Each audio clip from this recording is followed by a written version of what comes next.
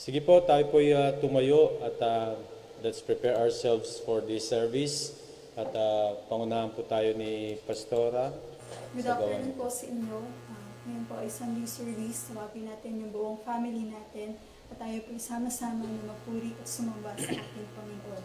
Isahan po natin ito sa pagbabasa ng salita ng Diyos. Isan po natin yung Bible natin sa Hebrews chapter 12 po, verse 1 hanggang 2. Hebrews chapter 12, verse 1 hanggang 2. Yamang naliligid tayo ng makapal na saksi, iwaksi natin ang kasalanan at ang anumang balakid na pumipigil sa atin, at tayo buong tiyagang magpatuloy sa takbuhing nasa ating harapan. Ituon natin ang ating paningin kay Jesus na siyang pinagmulan ng ating pananampalataya at siya ring nagpapasakdal nito. Dahil sa kagalakang naghihintay sa Kanya, hindi niya ikinahiya ang mamatay sa krus, at siya ngayon nakaluklok sa kanan ng trono ng Diyos. Sabi nga po na maganda lang na makuha natin dito yung magpatuloy tayo sa takbuhin po na nasa ating harapan, at isa pa na ituon natin yung isip natin sa ating Panginoon Jesus. Tayo tumingin sa ating Panginoon Jesus. Ano man po yung nangyayari sa kapaligiran natin, ano man yung nangyayari sa buhay natin, nananatili yung ugnayan natin sa ating Panginoon. Ginagawa natin yung kalooban niya, kaya po ng panonood ng mga live streaming na katulad po nito, kaya po ng mga panalangin ng bawat isa sa atin at pag-uukol sa Kanya, pag-uukol sa ating Panginoon ng papuri po at pagsamba. Maganda na sa araw pong ito yung italaka upang sumamba tayo sa Panginoon. Gawin natin na talagang sumamba tayo sa Kanya, magpuri tayo sa Kanya, taas natin yung kamay natin sa Kanya, at pakumbaba tayo sa Kanyang harapan. Bago po yun, tayo po manalangin sa ating Panginoon. Panginoon, puriting tao ka at sambahin ka, Panginoon Diyos. Nakila ka sa lahat, makapangyarihan, Panginoon. Lord, napakabuti mo, O Diyos, sa bawat isa sa amin. At tunay, Lord, na sa lahat ng pagkakataon, Ikaw ang maaasahan ng bawat isa sa amin, Panginoon. Napatuloy, Lord God, nakatuon ang aming paningin sa iyo, Panginoon Diyos. Sapagkat, Lord, Ikaw, O God, ang nagpasimula ng pananampalataya sa aming mga puso, Panginoon. You are the author and perfecter of our faith, Lord God. Salamat, Lord God, at ihahayag namin, Panginoon Diyos, Lord, yung kaluwalhatian, yung kadakilaan sa aming mga buhay, Panginoon Diyos. Lord, tawarin mo kami sa anumang nagawa namin kasalanan. Pakalinisin mo bawat isa amin. Hangad namin, Lord God, na maranasan ang presensya mo sa araw kong ito. Hangad namin ang pangunguna mo. Hangad namin ang kapahayagan ng mga salita mo. Hangad namin ang pagkilos mo, Lord God. Lord, sino mang may sakit sa mga sandaling ito, kagalingan ang kanyang mararanasan, Panginoon. Kamanghamang ang bagay, Lord God, na gagawin mo, Panginoon Diyos. Mararanasan, Panginoon, ang bawat isa, ang iyong kapangyarihan, Panginoon, na siyang dadaloy at dadaloy, Panginoon Diyos. Hindi nalulimitahan ng lugar, Panginoon, at Lord, inaabot mo ang bawat isa, Panginoon Diyos. Lord, marami pong salamat, naging sa kabamahalaan na pinagtulog mo sa amin, anumang talian namin dito sa lupa ay tatalian sa kalangitan. Anumang aming pakawalan dito sa lupa ay pakakawalan din naman sa kalangitan. Tinatalian namin ang lahat ng gawa ng Diablo, Panginoon.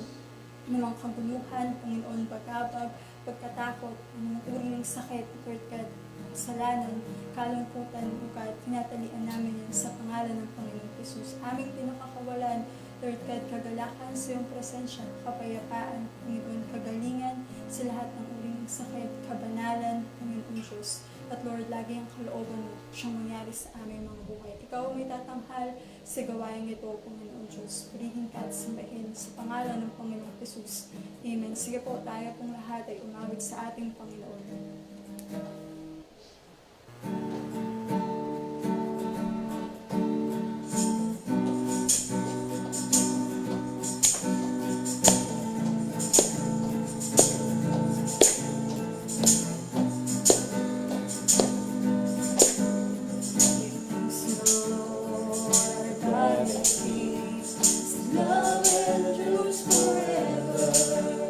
Holy Spirit is above all things.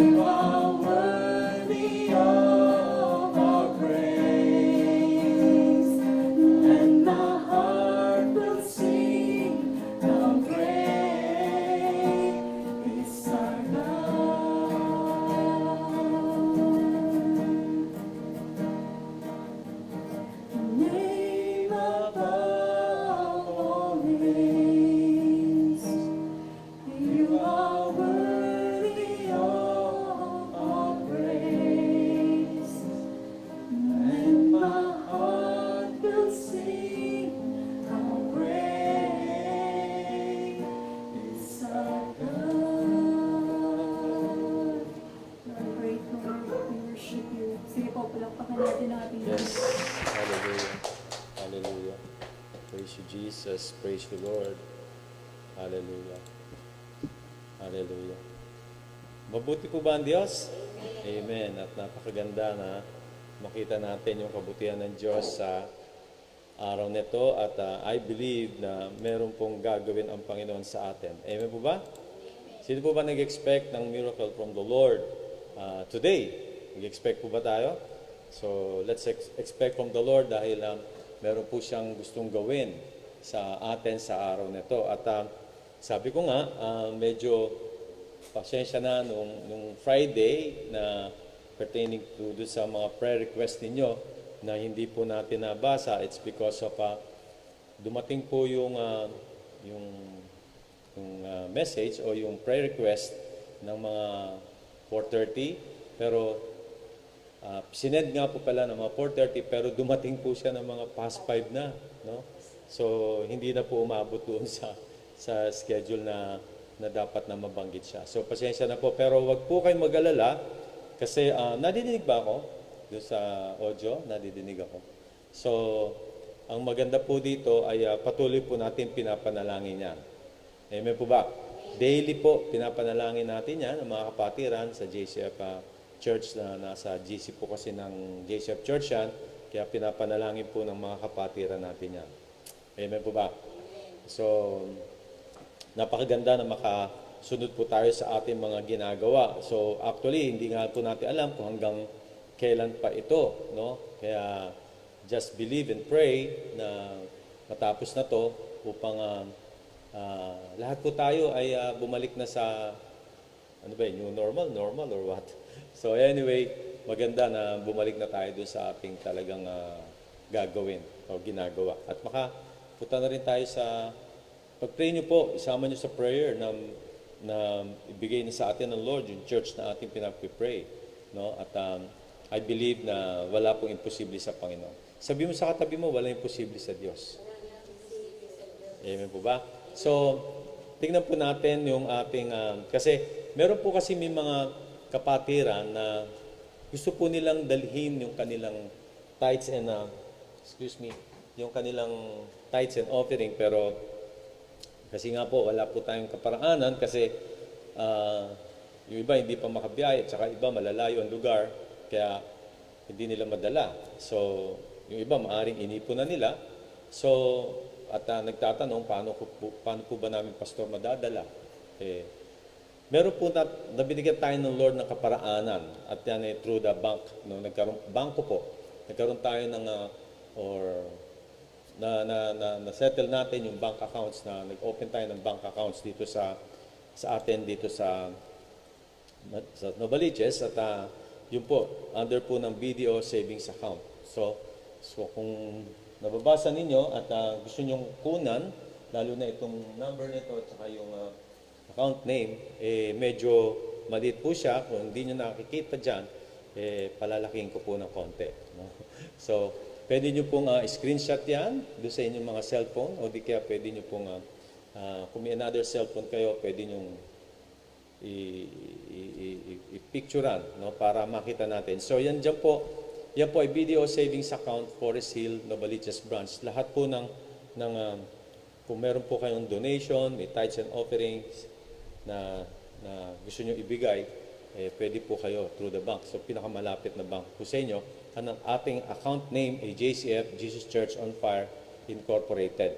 At meron po siyang account number na yan nga, 00254-801-1928. Dalawang 1 lang po yan. So, maganda na makasunod po tayo dyan. At kasi ang gusto ko pong mangyari diyan ay yung iba po gusto talaga magbigay. Ibigay yung kanilang mga naipon na tithes and offering. At kung sino po may gustong magbigay. So, nandiyan lang po yung ating account, no? So, huwag niyo po iwaglit para maganda na lahat po tayo mapagpala ng Diyos. Gusto ba natin pagpalain tayo ng Panginoon? At sabi nga ng Panginoon, ang magbigay ay makakatanggap ng sabi nga ng give and it shall be given unto you. No? Press down, shaken together and running over. At gusto natin na talagang ang gawain ng Lord ay magpatuloy, siyempre sa magitan din po ng ating mga pagbibigay. No? Kasi kung hindi nga po hindi nga po ibibigay ng mga tupa ng Diyos ang tithes ng Lord at ang offering, eh, paano po, no? Paano tayo bibili ng property kung wala tayong pera? Paano po tayo kung tayo man po ay, kung ano po loloobin ng Lord, pero ang prayer po natin, magkaroon tayo ng sarili natin. Pero for now, kung tayo magre-rent, eh kung wala po tayong pera, anong babayad natin sa rental? So, yun po yung sinasabi ko. Kaya maganda na makita natin yung katotohanan na dapat tayong magbigay. Amen po ba? Amen? So, gusto ko namang puntahan itong isa sa mga devotion ko pertaining. Kasi pag sa gabi po, devotion ko is Old Testament. Sa umaga po, devotion ko ay New Testament. So, ito po yung isa sa mga pinakita sa akin ng Lord na pertaining po kay Jacob, no?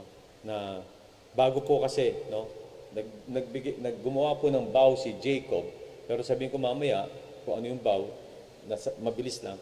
Pero gusto ko muna makita natin dito, ito po yung pinapunta na siya ng kanyang ama na si Isaac na pumunta rin sa kanyang kamag-anak na doon siya kumuha ng mapapangasawa at ayaw kasi nila ng Canaanite woman na pangasawa ang kanyang mga anak, kaya pinapunta siya ron sa bayan po ni Nahor, ni Laban, ni Rebecca. Yan po, magkakamag-anak yan. Kaya si Isaac, ang napangasawa niya si Rebecca, doon din po galing. At ito si Jacob, ang mapapangasawa niyan ay gusto niya si Rachel, pero nangyari si Leah, pero doon din po sa angkan ni Nahor. So anyway, kamag-anak po yan ni Abraham. So dito, bago po natin mabasa itong Genesis 28:20-22, dito po, dumating po siya sa isang lugar at na gusto niyang nagpahinga na dahil pagod na siya, malayo pa yung lugar. So, kumuha siya ng bato, natulog siya, at dito niya nakita yung meron pong yung Bethel na tinawag niya. At dito niya nakita yung angels na nakabukas ang langit, nag-aakyat manaog ang mga anghel dito sa lugar na kanyang pinagimlayan. At nakita natin na talagang dito sinabi niya na itong lugar nito ay nandito ang presensya ng Diyos. Kaya kung babasahin natin yung Genesis 28:20-22, nangako si Jacob ng ganito, O Diyos, kung ako'y sasamahan ninyo at iingatan sa paglalakbay na ito, pakakanit pararamtan at makababalik na muli sa bahay ng aking ama, kayo po ang magiging Diyos ko. So, yan po yung mga binanggit niyang salita. No, tandaan natin, sabi ko nga kanina, Jacob made a vow. No? Huwag na po tayong gumamit ng vow ngayon. Ang importante po ngayon is to obey. Amen? Don't make a vow. We have to obey kung ano nasa salita ng Diyos. Kasi nasa New Testament po tayo. Remember, our Lord Jesus, New Covenant, all we have to do is to obey what is in His Word. Amen po ba? Kasi vow, pagdating po sa Matthew chapter 5, makikita mo, is of a devil or is of evil. So, hindi po natin ginagawa ang magpangako or whatever. Pero we have to obey the Word. And that is the faith na kine-create ng Lord sa atin. Remember, without obedience to the Word of God is not faith, no? Kaya nga dito si Jacob ay nabuo ang kanyang pananampalataya sa Diyos. Kasi nangusap ang Diyos sa kanya. Mamaya, basahin lang natin pangusap ng Diyos. And through that obedience makes you humble. Tandaan natin, gusto ng Lord na maging humble tayo. Simple lang yan. No? Meron pong salita ng Diyos, word, de susunod yung obedience mo, and then magre-resulta po yan ng humbleness of heart. Simple lang, tatlo lang po yan ang makikita mong kinalugdan ng Lord. So, sinagawa ng Panginoon ang kanyang plano kay Jacob. Tandaan natin, siya yung Diyos na tutuparin niya yung principle ng tithes and offering that I will bless you. Kasi tandaan natin, si Jacob ay isang anak ni Isaac at apo ni Abraham na kung saan hinubog sila sa pakikipagrelasyon sa Diyos. At alam nila itong mga tithes and offering na ito. Kaya nga dito, sabi ko nga sa inyo, ang Diyos ang tutupad sa principle ng tithes and offering na I will bless. Kasi mismo sinabi ni Jacob, itong salita sa Genesis 28 verse 22, ang sabi niya dito, sasambahin kayo sa lugar na ito at pinagtayuan ko ng batong alaalang ito. At iaalay ko sa inyo ang ikapu ng anumang ipagkakaloob ninyo sa akin. So you see, sinabi ni Jacob na iaalay o ko sa inyo ang ikapu, the tithes, ng anumang ipagkakaloob ninyo sa akin. So, that principle, alam na to ni Jacob. Dahil nandun siya sa pamilya ni Abraham, Isaac, and Jacob, no? Alam nila to. Kaya nga sabi ko sa inyo, siya yung Diyos na tutuparin niya yung principle ng tithes and offering. Ano yung principle ng tithes and offering? I will bless you.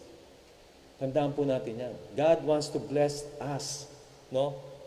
Alam natin na minsan nga tayo, pagdating dito sa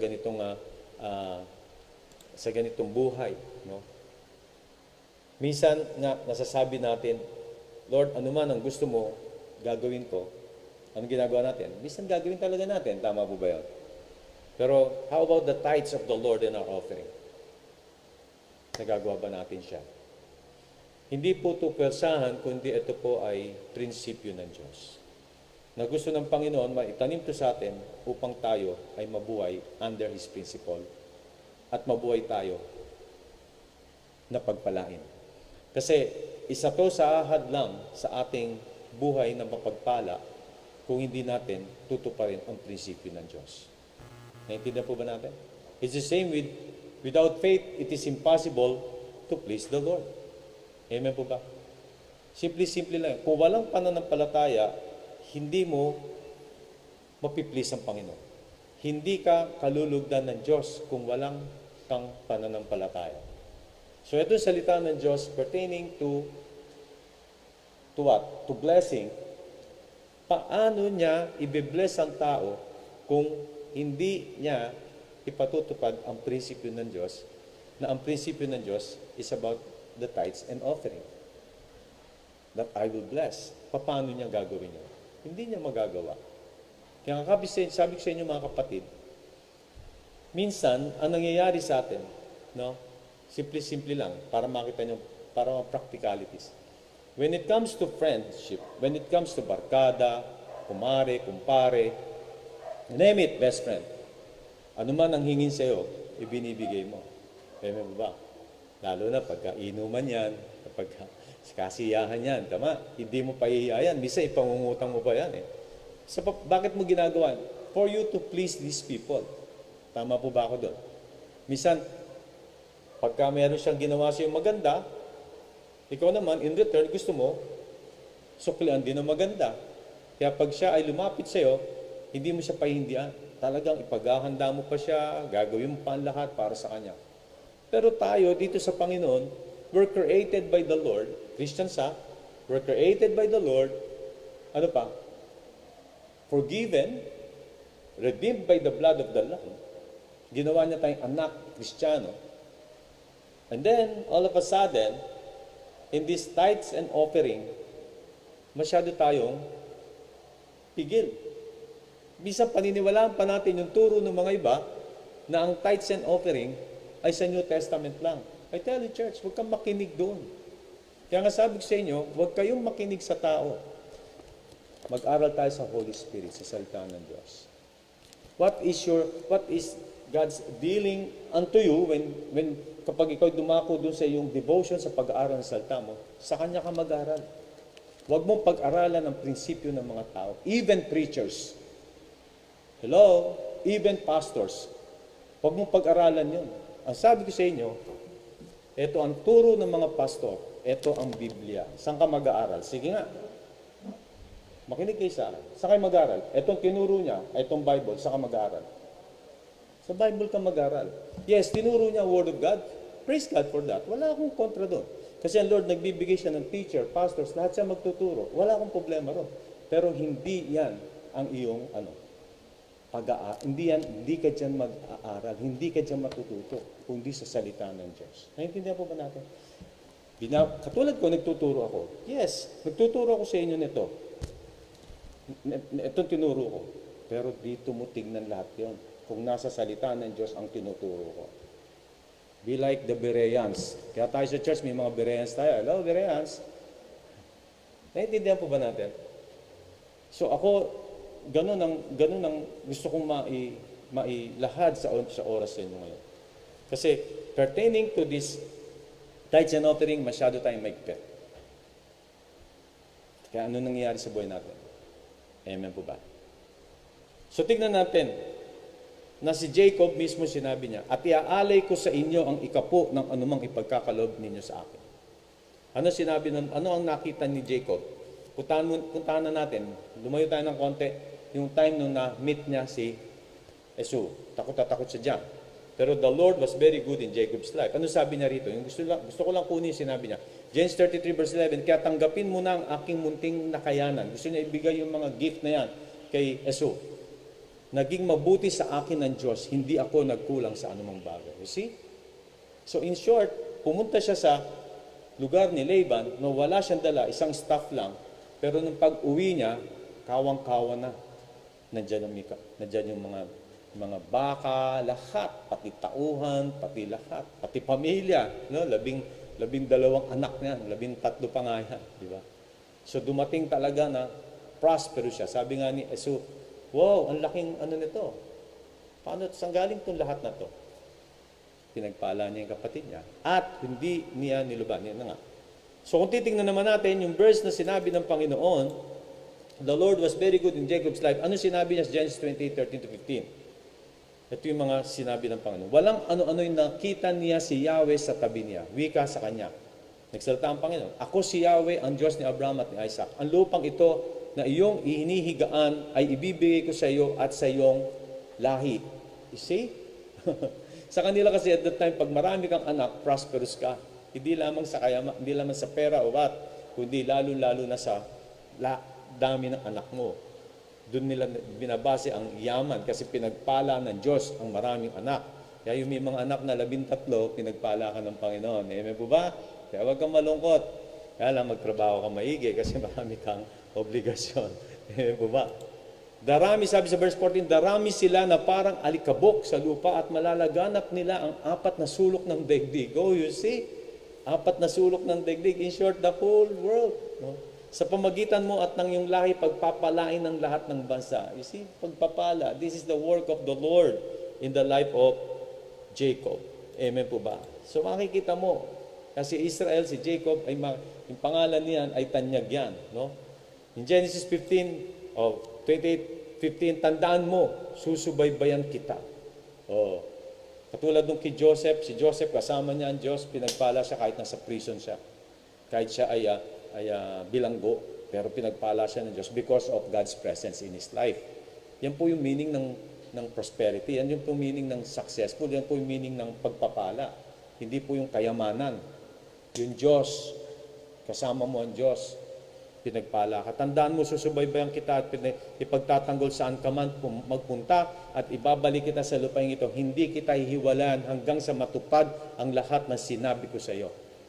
Kaya nga doon sinabi ni Jacob, Lord, kung matutupad lahat ang sinabi mo niyan at kung pagpapalain mo ko, ang ikasampu ng aking na ibibigay mo sa akin ay ibibigay ko sa iyo. Your tithes, I will give it unto thee.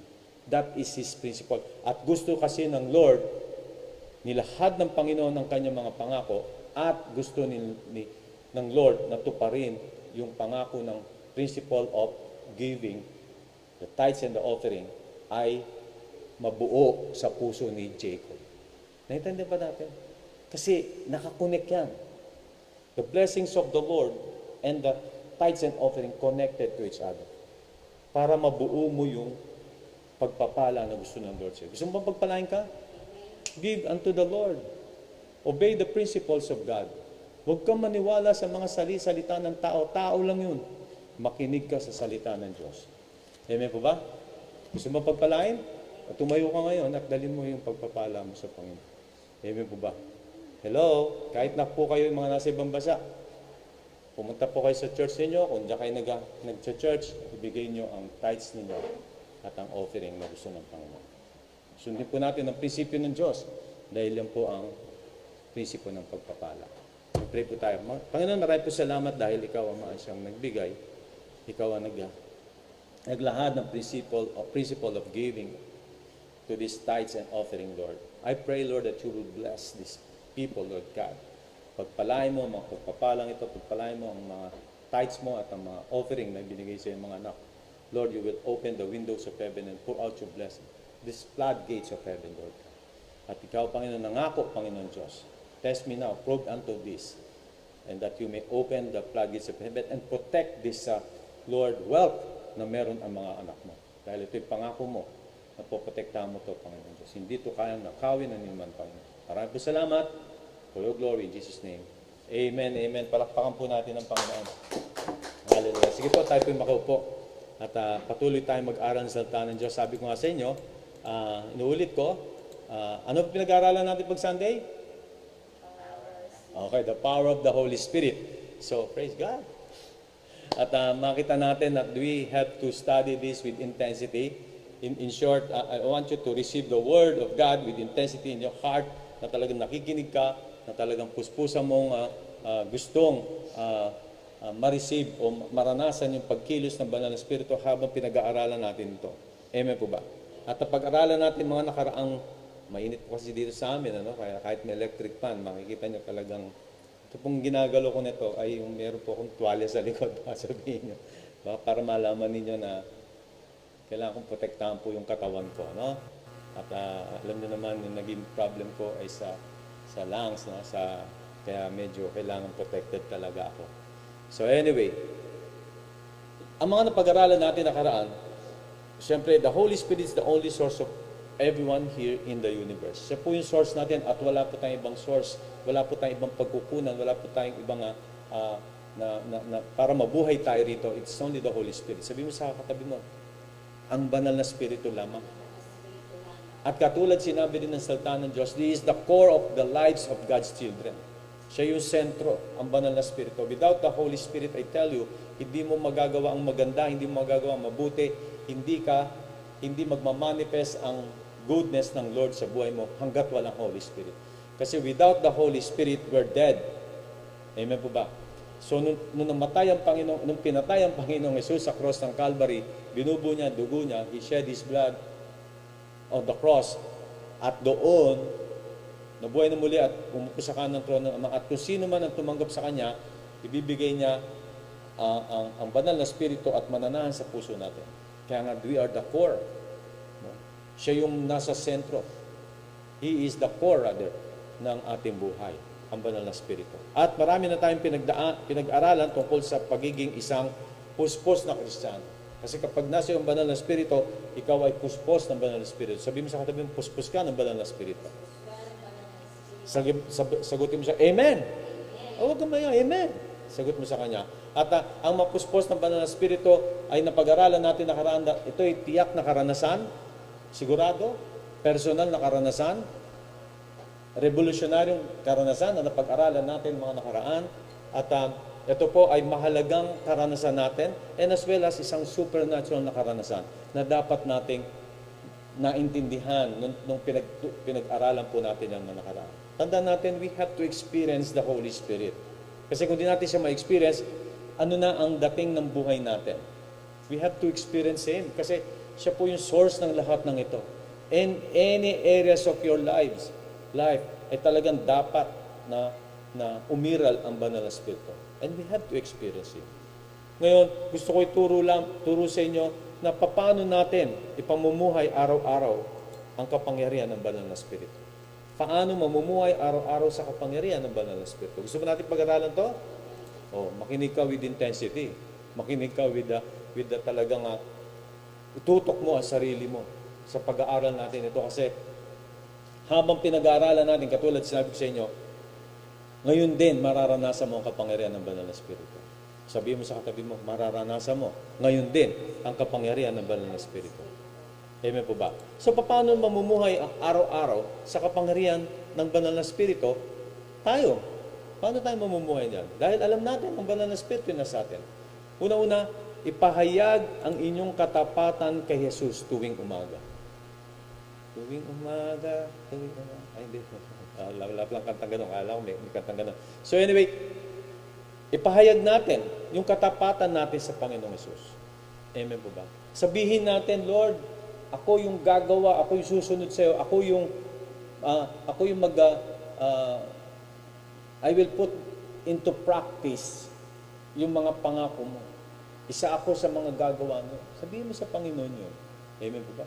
Pagdating, kaya nga tinuro ko sa inyo devotion, it is because sa umaga pa lang, idideklara mo yung goodness ng Lord. Sa umaga pa lang, pagbukas ng mata mo, ang maganda ang Diyos ang kasama. It's the same with the Lord Jesus Christ. Kaya ang ministry ng Lord Jesus Christ, tandaan natin, 3 hours magpe-pray yun. 3 seconds, gumagaling ang tao. Ilang oras siya nanalangin? 3 oras? Ilang segundo? 3 seconds lang. Paglihans na, be healed. Healed ka agad. Samantalang tayo, ilang oras tayo nananalangin? 3 minuto. Ilang araw tayo sa ospital? Ilang oras tayo sa inom ng gamot? Ang tagal gumaling. Pero 3 minutes lang kasi ang ating devotion. So hindi po ibig sabihin na na-hospital ako ng mahaba. 3 minutos. Hindi ko dinadjustify sarili ko. Pero my point here is this, dapat puntahan natin kung saan yung paano mamuhay araw-araw sa kapangyarihan ng Banal na Espiritu. Ipahayag natin ang katapatan ng Diyos sa buhay natin. Sabi sa Psalms 59:16, ngunit aawit ako pagkat ang taglay mo'y pambihirang lakas. Sa tuwing umaga ang aawitin ko'y pag-ibig mong wagas. Palakpakan natin ang Panginoon. No? So dito makikita mo, mararanasan niya yung kalakasan ng Diyos kasi umaawit siya sa Diyos. Nararanasan niya the joy of the Spirit. Tandaan natin, pag masaya ka, ano nangyari sa katawan mo? Kung may sakit, gumagaling. Nakasa Bible po yan eh. Hindi ko na lang nailagay ngayon kasi ngayon lang po pumasok yan sa isipan ko. Pero yun po, sa tuwing umaga ang awitin ko'y pag-ibig mong mawagas at babalikan natin, ngunit aawit ako pagkat ang taglay mo'y pambihirang lakas. As we sing joyful songs unto the Lord. No? Paiiralin niya. At yan ay dapat na ipahayag natin. No? Siya'y tapat. Once we worship Him, tandaan natin, ganun po ang ginagawa ng Diyos sa ating pangatawan, sa ating buhay. Hello? Parang parang malungkot tayo sa napakinggan natin. So medyo, bahinggayan natin ang tema. Makamundo kaya ituro ko ngayon. Yung makamundo, biro lang po. So, Isaiah 50 verse 4. Ang makapangyarihang si Yahweh ang nagturo sa akin ng sasabihin ko. Sino na nagturo ng sasabihin niya? Ang makapangyarihang si Yahweh. Para tulungan ang mahihina. Tuwing umagay nananabik akong malaman kung ano ang ituturo niya sa akin. So kanina is to worship, then right now is what? The Word of God. Amen po ba? Kaya early in the morning, I tell you, kailangan nating ipahayag ang ating katapatan kay Jesus tuwing umaga. What do I mean by this? May ginagawa ang Diyos, sabihin mo sa Kanya, Lord, this is sa umaga, doon ako aawit, mag-worship, at the same time ngayon, mag-aaral ako, katulad na sinabi mo kay Isaiah, o sinabi ni Isaiah, at yun ay gagawin ko. Lord, tulungan mo ako na magawa ko po yan. Amen po ba? Ipahayag ang inyong katapatan kay Jesus tuwing umaga. Lord, ako'y aawit sa iyo, ako'y mag-aaral, nananabik, akong malaman kung anong ituturo mo sa akin. Hello? Nakikita ba natin yung ganda na sinasabi sa salita ng Diyos? Tandaan natin kapatid, saan tayo kukuha ng lakas for the rest of the day? Saan tayo kukuha ng wisdom for the rest of the day habang tinatakbo natin itong buhay natin mula umaga hanggang gabi, hanggang sa pagtulog muli natin. Sa Panginoon lang tayo makakakuha niya. Kaya we have to declare yung the goodness, yung faithfulness ng Panginoon o yung faithfulness natin sa Panginoon early in the morning. Ano pa sinabi niya sa 1 Corinthians 6:19-20? Kung ito man ay sinabi nga na kay Isaiah, tuwing umagay nananabik akong malaman kung ano ang ituturo niya sa akin. At ito po yung mga ituturo niya sa atin. Connected from Old Testament, connected to the New Testament. Sabi ko sa inyo, ang Old Testament, ang New Testament derived from the Old Testament. Galing lang po yan sa Old Testament. Ang katuparan ng mga sinabi sa Old Testament ay ang New Testament. Naintindihan po ba natin? Hello? Kaya nga, Tingnan mo, sinabi sa New Testament ng Panginoon. Hindi ba ninyo alam na ang inyong katawan ay templos ng Espiritu Santo na nasa inyo at tinanggap ninyo mula sa Diyos?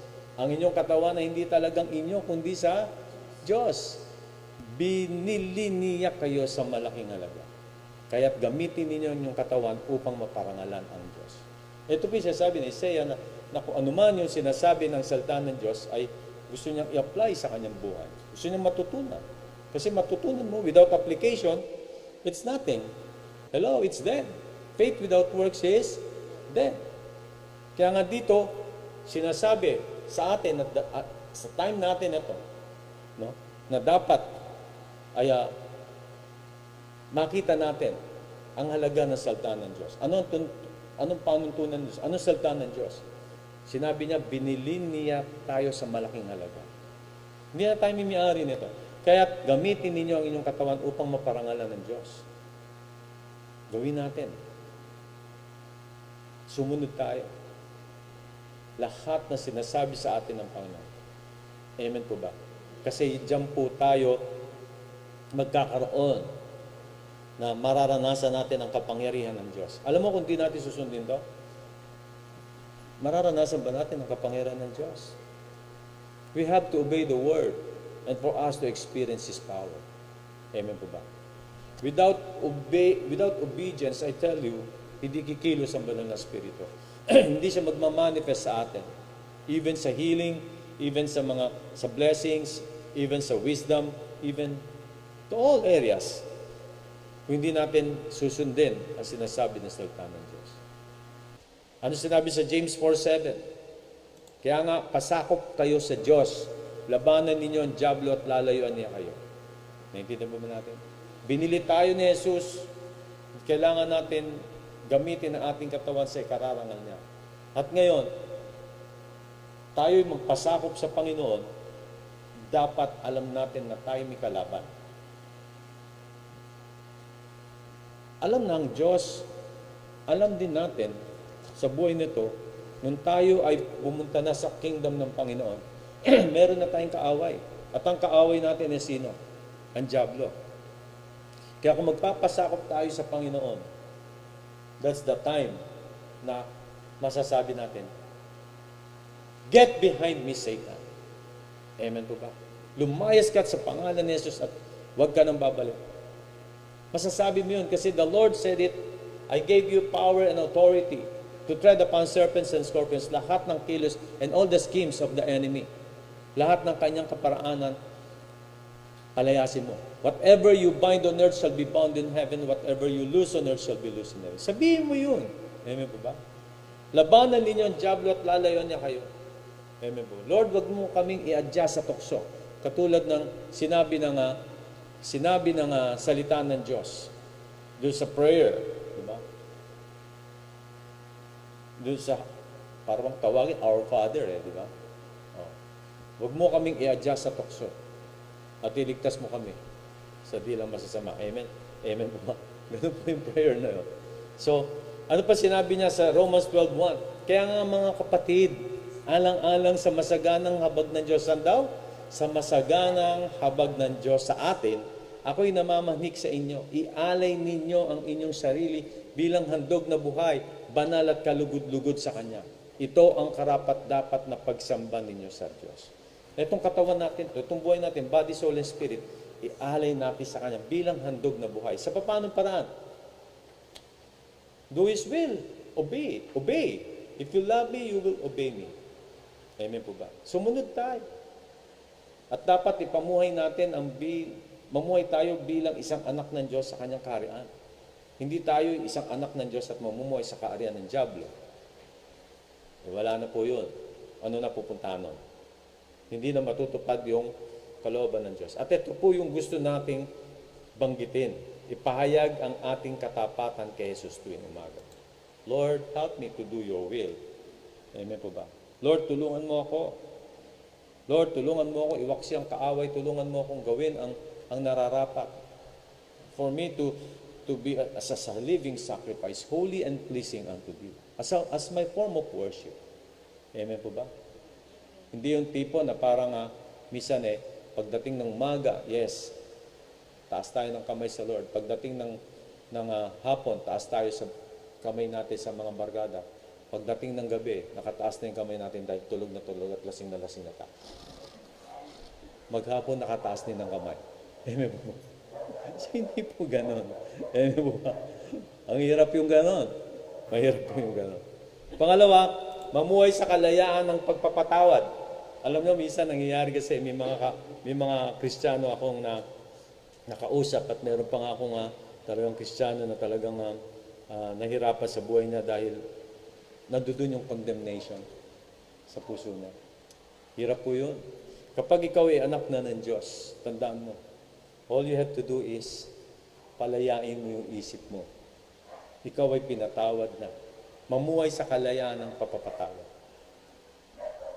Sa lahat ng uri o alisin ang lahat ng uri ng kasalanan, guilt at kaparusahan. Kaparusahan is condemnation sa buhay na ito. Kung ikaw ay tumanggap na sa Panginoong Yesus, pinalaya ka na. If whom the Son sets free, you're free indeed. Amen po ba? Huwag mo ipasok sa isipan mo na ikaw ba isang Kristiyano? Napatawad na ba ako? Wag. That is of the devil. Diablo po ang nagsasalita nun. Amen po ba? Hello? Kailangan maintindihan natin yan. Kaya nga sinabi ng salita ng Diyos, dapat mamuhay tayo sa kalayaan ng pagpapatawad. In 2 Corinthians 5:17, kaya't ang sino mang nakipag-isa kay Kristo ay isa ng bagong nilalang. Wala nang dating pagkatao, siya ay bago na. Idiin po natin yan. Sabihin mo sa katabi mo, bago ka na. Hello? Nilinis ka na ng Panginoong Yesus. Huwag mo nang ilagay sa isipan mo ang guilt. Amen po ba? Ang kasalanan o whatever. Huwag mo nang ilagay sa isipan mo that you're condemned or kaparusahan at paparusahan ka. Whatever. Hindi po. Kasi ang gusto ng Panginoon, gusto niyang mamuhay tayo araw-araw sa kapangyarihan ng Banal na Espiritu. This is the power of the Holy Spirit. Amen po ba? Na dapat na makita natin sa buhay nito. No? Early in the morning pa lamang, ay talagang pinapahayag natin sa Lord ang katapatan natin sa Kanyang salita, sa Kanyang mga salita. At siyempre, dapat mamuhay tayo sa kalayaan ng pagpapatawad. Kasi once we condemn ourselves, minsan mahihirapan tayong mamuhay. Kaya nga, all we have to do is to maging malaya tayo. Kasi pag malaya tayo, alam niyo ano mararanasan mo kapag ikaw malaya? Medyo tulungan niyo lang ako dito, ano? Kapag tayo malaya, ano ang mararanasan natin sa Diyos? Peace. The transcendental peace of God manifested. Tama ba ako? Transcendental peace. Hello? Kasi doon mararanasan mo, kapag may kapayapaan ka, mararanasan mo malaya ka. At pag malaya ka, I tell you, ganado yung katawan mo, ganado yung spirit mo, ganado body, soul, spirit, na gawin yung kalooban ng Diyos. Pero pag may condemnation ka, kaya nga, minsan, pasinin mo yung kaibigan mo, sino man ang kasama mo, kung palagi siyang may condemnation sa sarili niya, sa salita niya, laging parang ganun, yung parang hindi na pinalaya, lagi na under ng curse or whatever, turuan mo. At medyo layo-layo ka ng konti at magpa-apekto doon. Kasi lagi lang bobombard din yung isip mo, laging lalagyan ng isip mo ng kung ano-ano na hindi naman na dapat na. Amen po ba? In whom the Son sets free, we're free indeed. Amen po ba? Magtulungan tayo mga kapatid. Amen po ba? Kapatid mo, asawa mo, barkada mo, whatever. Sabi mo, wag kang makondem, wag mong parusa. Hindi ka parurusahan ng Diyos. Just keep on doing the will. Kaya nga yung una kong sinabi sa inyo, maging tapat tayo sa Diyos na gawin ang dapat natin gawin. Sumunod. Then habang sinusunod mo yun, ano mangyayari? Malaya ka. Kaya pangalawa ito na talagang mahihirapan tayong mamuhay under sa kapangyarihan ng Banal na Espiritu. Hindi natin maranasan ang kapangyarihan ng banal na Espiritu because palagi tayong nako-condemn. Lagi nating nilalagyan na may guilt ang ating puso. Ano sinabi niya sa Titus 2:11-12? Sapagkat hinayag na ng Diyos ang kanyang kagandaang loob na nagdudulot ng kaligtasan sa lahat ng tao. By His grace. No? Kanyang kagandaang loob, the grace of God, hinayag na nagdudulot ng kaligtasan sa tao.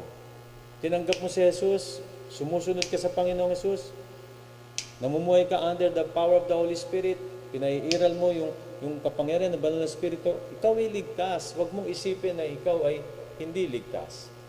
Amen po ba? Ito ang siyang umaakay sa atin. Sa verse 2, ito ang siyang umaakay sa atin upang talikdan ang likong pamumuhay at damdaming makalamat. Kaya't makapamumuhay tayo ngayon ng maayos, matuwid at karapat-dapat sa Diyos.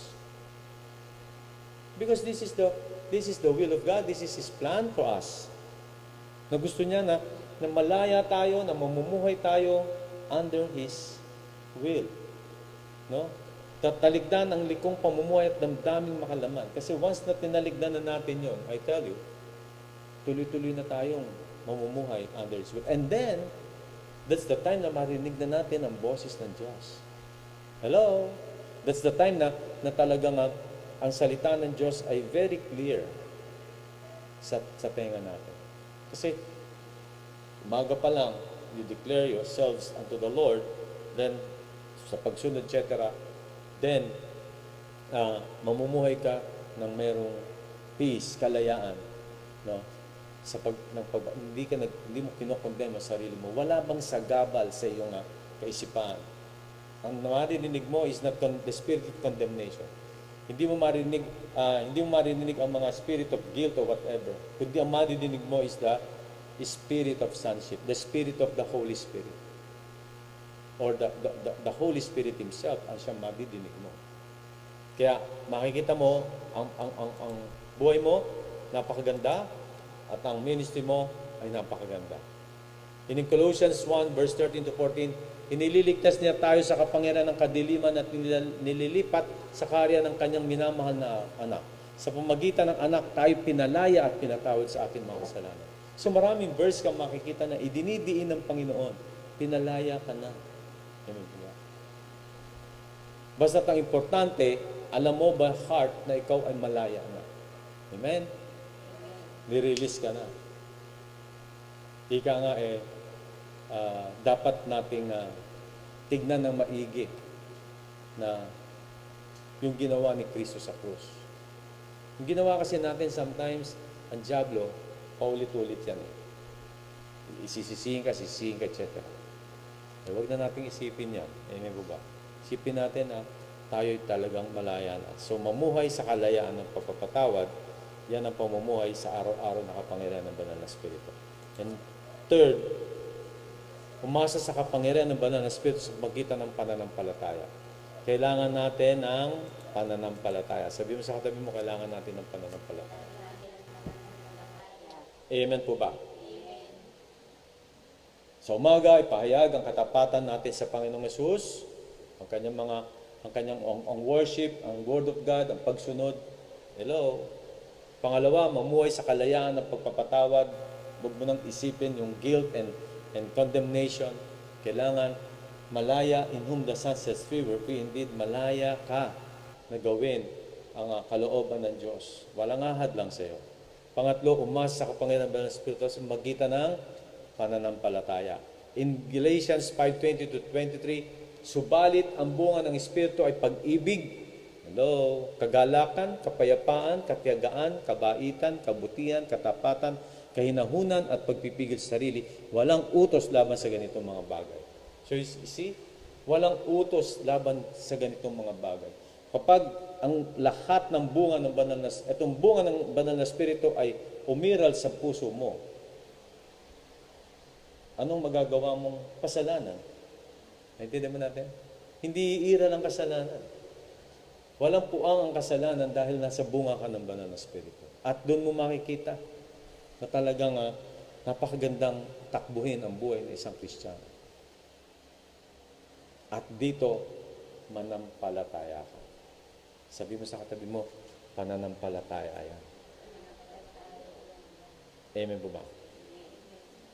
Dapat manampalataya tayo that we walk in this manner. Ito yung gusto ng banal na Espiritu. Walk by the Spirit and to fulfill not the desire of the flesh. In 2 Peter 1 and 3, 1 to 3 rather, of 2 Peter 1 verse 3 lang, tinanggap natin sa pamagitan ng kanyang kapangyarihan. Ano? Sa pamagitan ng ano? Ang lahat ng bagay na magtuturo sa atin upang mamuhay ng tapat sa Diyos. Ano raw tinanggap natin? Kapangyarihan. The power of the Holy Spirit. The Holy Spirit Himself. Ang lahat ng bagay na magtuturo sa atin upang mamuhay ng tapat sa Diyos. By the Holy Spirit, our only source. Ito'y dahil sa ating pagkakilala kay Jesus na siya ring tumawag sa atin upang bahaginan ng kanyang karangalan at kapangyarihan.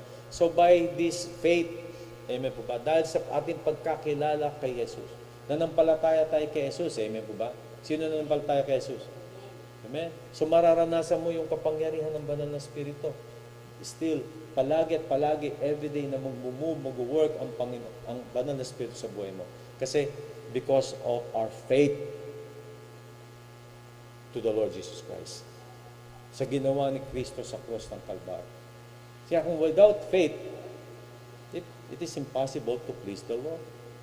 Hindi kikilos ang banal na Espiritu without faith. Simple lang. Sinabi ng Panginoon sa Bible, pagpapalain kita. Kailangan maniwala ka doon. Diba? Pairali mo yung faith doon. At sa faith mo na yan, kailangan sumunod ka. At sa pagitan ng pagsunod, ano resulta niya? Sabi ko kanina, humbleness, ano pa mangyayari? Matatanggap mo yung salita ng Diyos. Kikilos ang banal ng Espiritu. Ipibigay niya sa iyo kung ano man yung sinabi ng Panginoon. Katulad ng kay Abraham, simple lang po ang faith. Ang faith po ay hindi po ganito. Gusto kong magkaroon ng kotse, kotseng itim at may mga remote control. Milipad po yung kotse na natakasayo.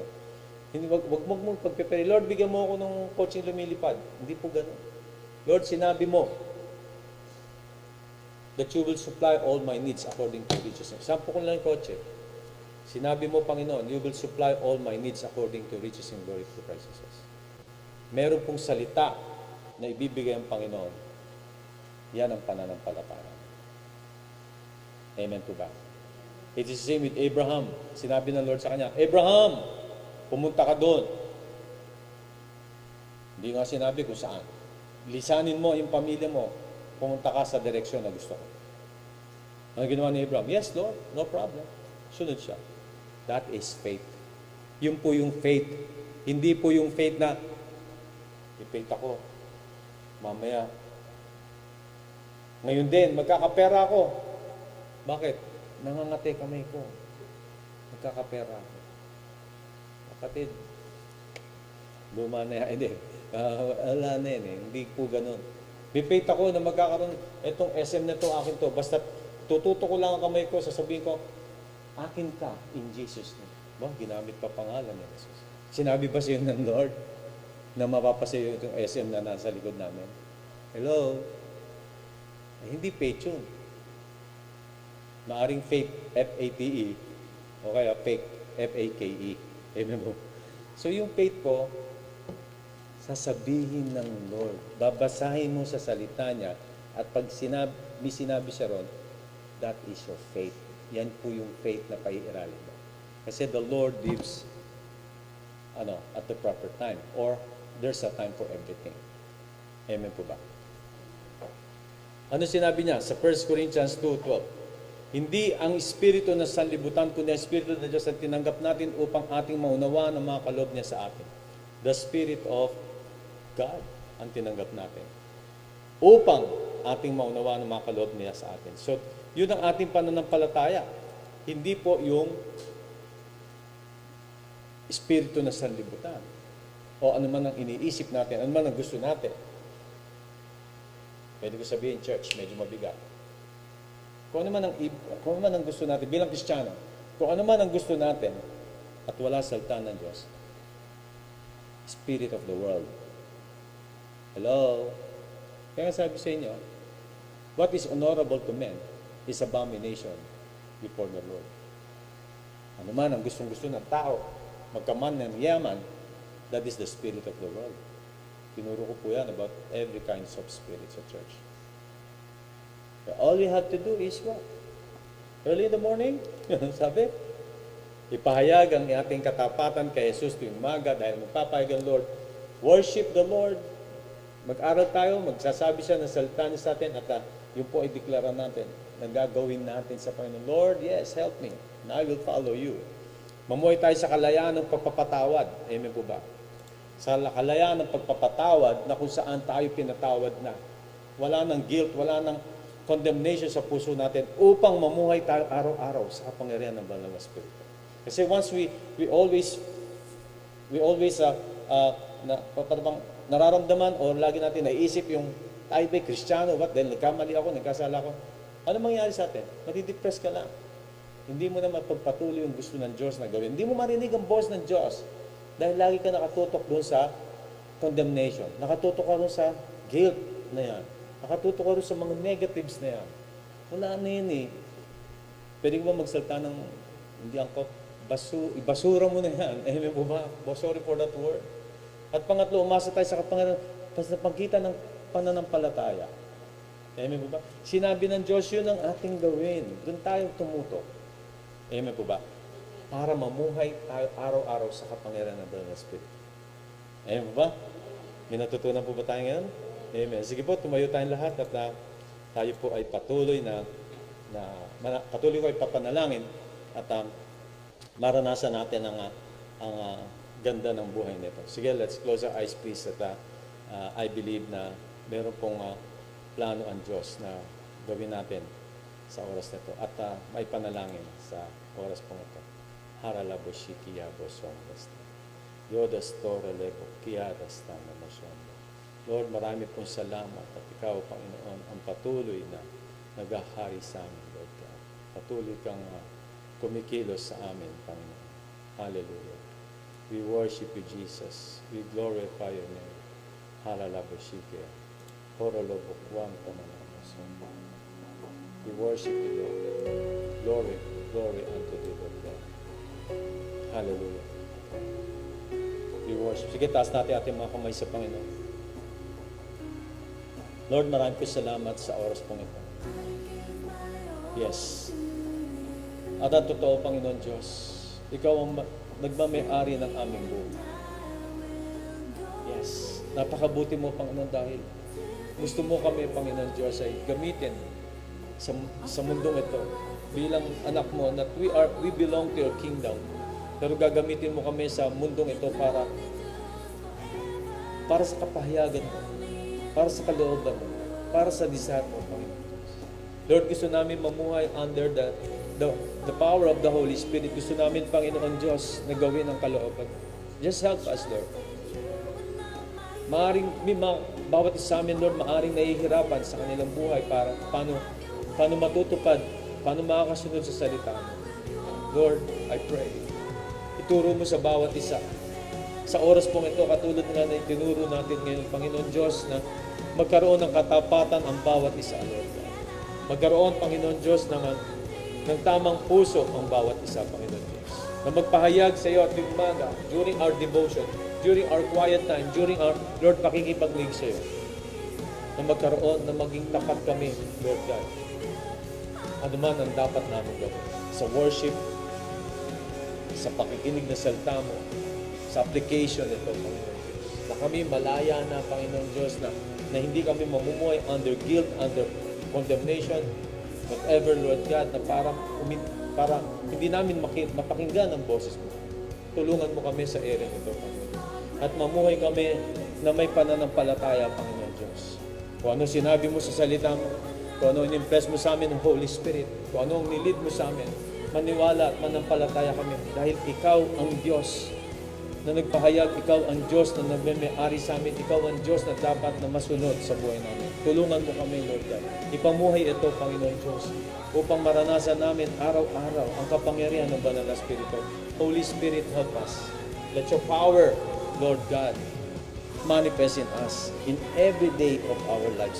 Tulungan mo kami maging masunurin, Lord God, sumunod sa salita mo, Panginoon Diyos, dahil ito po yung pamantayan mo, Panginoon Diyos, para ang kapangyarihan mo ay dumalo sa amin. Para mapakinggan namin ang plano, ang gusto mo, ang desire mo, Panginoon Diyos.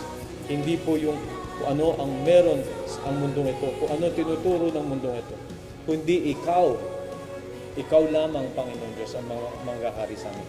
Patupad mo to, Panginoon Diyos, sa mga anak, sa bawat nanood, sa bawat nakinig, sa bawat kapatiran, Lord God, na tinanggap ang salita mo ito. Bless them, move upon their lives, Lord God. And I pray, Father God, kung ano man ang kanilang nararanasan ngayon, Panginoon Diyos. Lord, in the name of Jesus, naranasan nilang may sakit, naranasan nila, Lord God, under COVID sila, naranasan sila nahawa, Panginoon. Lord, I pray, release them right now, Lord, in the name of Jesus. Let the power of the Holy Spirit heal them in the name of Jesus. By your stripes were healed 2,000 years ago. And I claim healing over their bodies in the name of Jesus Christ. Sige, let's stretch our hands towards the screen. Lahat po tayo, kung sino may sakit, sino may pinapanalangin kang kapatiran mo, may pinalangin kang kaibigan, o kung sino pa man, stretch your hands and receive the power of the Holy Spirit and receive the answer. Receive the healing of the Lord right now for your brother and sisters in Christ, or even your friends or relatives. Receive that healing in behalf of them. Receive that healing right now in Jesus' name. Lord, maraming po salamat. Maghari ka, Panginoon Diyos, sa iyong mga anak. Maghari ka sa bawat isa.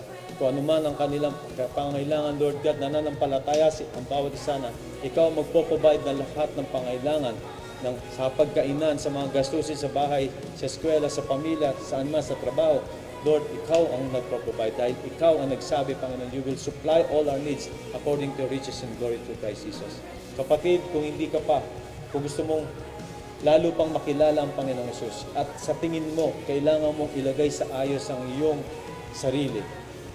Gusto mong tanggapin ang Panginoong Yesus, taas mo ang kamay mo at mananalangin tayo. Sige, sumunod ka sa isang panalangin. Panginoong Yesus, maraming po salamat sa buhay na walang hanggan na alam ko, ikaw lang ang makapagbibigay nito. Kaya sa oras pong ito, patawarin mo po ako sa mga kasalanan na nagawa ko mula noon hanggang ngayon. Patawarin mo ako. Linisin mo ako. At tinatanggap kita bilang Diyos at sariling tagapagligtas ng buhay ko. Ikaw mag-ari sa akin simula sa oras ito hanggang magpakailanman. Ikaw ang aking tagapagligtas, Panginoong Yesus. Thank you so much for your glory. In Jesus' name. Amen, amen, amen. Palakpakan natin ang Panginoon, and I believe God wants us to do His will. Amen po ba? At tandaan natin, ito po ang isang pagpapala ng Diyos sa atin na marinig ang salita niya. So please, gawin niyo lang kung anong dapat niyong gawin. No? Mamuhay tayo ng may katapatan at gawin po natin ang lahat ng pinagagawa sa atin Diyos. So God bless po at magkita po tayo sa Wednesday next week. Kung meron mga pagbabago po, kung MGCQ, GCQ, whatever, baka tuloy-tuloy pa rin po tayo rito. Amen po ba? Pagpalain po kayo ng Panginoon at kayo po ay palaging nasa maayos na pamumuhay. God bless. I love you. God bless po. God bless.